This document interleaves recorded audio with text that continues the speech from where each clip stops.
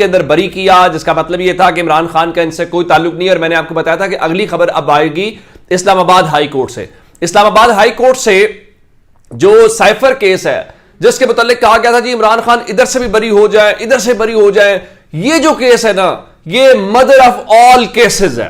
لیکن وہ supreme court نے جب اس کی ضمانت دی تھی عمران خان کو اور شاہ محمود قریشی کو، اس وقت ہی پتا چل گیا تھا کہ مدر آف آل کیسز کی حیثیت کیا ہے.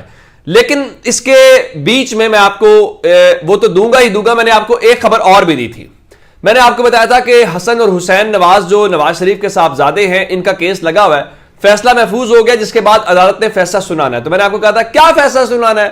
سب کو پتا ہے کہ شریف خاندان کو بری کیا جانا ہے. تو عین توقع کے مطابق نواز شریف کے دونوں بیٹوں حسن اور حسین نواز کو تینوں ریفرنسز کے اندر ایبن فیلڈ، العزیزیہ اور فلیگ شپ کے اندر باعزت طور پہ بری کر دیا. میرے خیال سے صرف بری نہیں کرنا چاہیے بلکہ چاہیے تو یہ کہ ان سے قوم معافی بھی مانگے اور یہ کہے کہ جناب ہم سے بہت غلطی ہو گئی ہے، ہم نے شریف خاندان کے خلاف یہ سوچ بھی کیسے لیا کہ ان کے خلاف مقدمات بن سکتے ہیں یا ان کو سزائیں ہو سکتی ہیں. اس کے بعد نواز زرداری خاندان ہے، انہوں نے پہلے پاک لین کیس کے اندر آج فاروق نائک نے بتایا کہ جناب اب آپ صدر زرداری کے خلاف کوئی کارروائی نہیں کر سکتے. اس کی وجہ یہ ہے کہ ان کو اب صدارتی استثناء حاصل ہو گیا ہے. اسی طرح کی اگلی خبر ذرا سن لیجئے، جعلی اکاؤنٹس جو کا کیس ہے آصف زرداری کے خلاف، اس میں بھی اب بتایا گیا ہے کہ مقدمات کے اوپر مزید کارروائی نہیں ہوگی. اس کی وجہ بھی وہی ہے کہ جناب ان کو صدارتی استثناء حاصل ہے. اب آتے ہیں اس کیس کی طرف جو آج امپورٹنٹ سائفر والا کیس تھا. اس کیس کے اندر دو جج صاحبان تھے، ایک جسٹس عامر فاروق صاحب تھے اور اس کے ساتھ جسٹس گل حسن اورنگزیب تھے.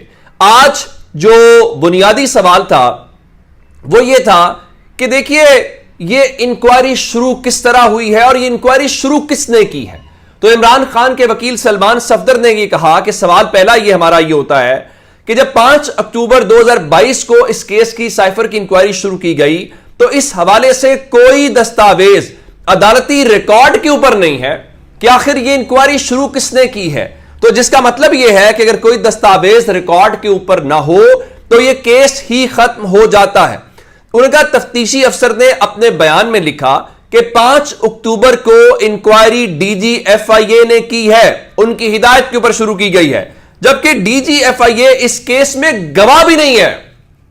یعنی جس کی ہدایت کے اوپر آپ یہ انکوائری شروع کر رہے ہیں ڈی جی ایف آئی اے، وہ اس کیس میں اس کی کوئی حیثیت نہیں ہے، نہ اس کی کوئی گواہ کی حیثیت ہے. اور انکوائری جو ہے وہ ایون کمپلینٹ دائر ہونے سے پہلے ہو گئی اور اس کے بعد ان کا اس طرح پورے کا پورا سٹرکچر ہی منہدم ہو جائے گا.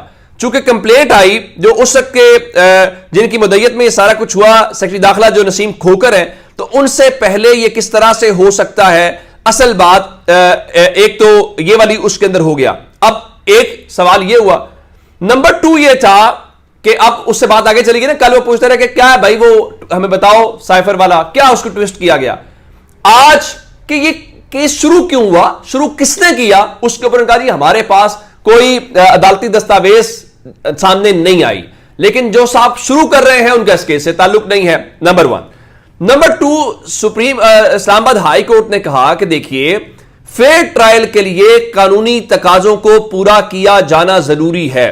اب سلمان صفدر صاحب خود موجود تھے، ایف آئی اے کے اسپیشل پروسیکیوٹر جن کی خدمات لی گئی حمد علی شاہ، تو انہوں نے کہا کہ دیکھیے یہ بھی دیکھنا پڑے گا کہ سائفر کیس میں ایسی کیا جلدی تھی کہ جو رات 9 بجے تک ٹرائل ہوتا رہا ہے.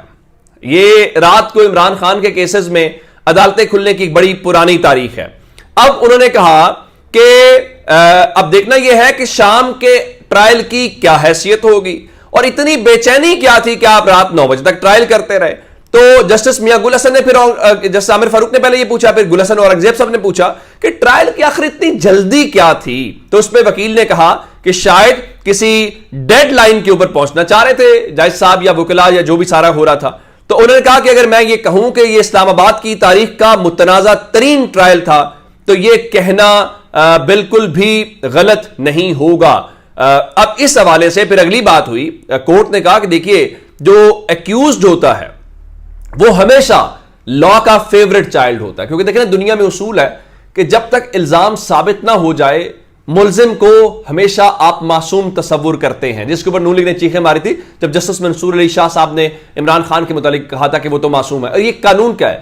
انوسینٹ انٹل پروون گلٹی. یہ ایک میگزم ہے جس کو ہم لا میں پڑھ چکے ہیں کہ جناب جب تک کوئی جرم ثابت نہ ہو جائے, یعنی میرے اوپر الزام لگا ہے, وہ الزام غلط بھی تو ہو سکتا ہے نا, ہاں ثابت ہو جائے تو پھر الگ بات ہے. اب ثابت بھی اگر اس طریقے سے ہو جیسے آپ نے سائفر کیا, وہ بھی اس کے اوپر سوالات ہیں.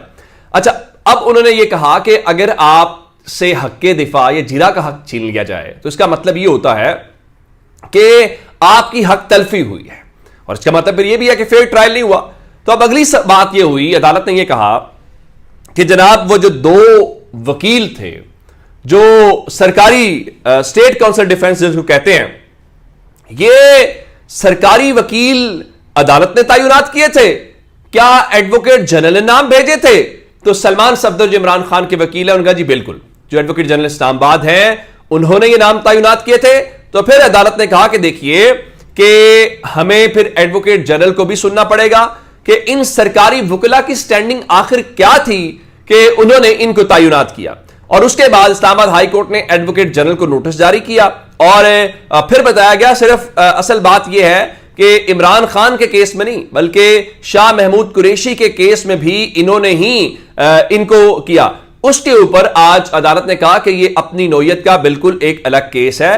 یہ نہ تو آپ یہ کہہ سکتے ہیں کہ کوئی وائٹ کالر کرائم ہے, نہ ہی آپ فوجداری کیس کو کہہ سکتے ہیں, یہ بالکل ایک مخصوص قسم کا کیس ہے.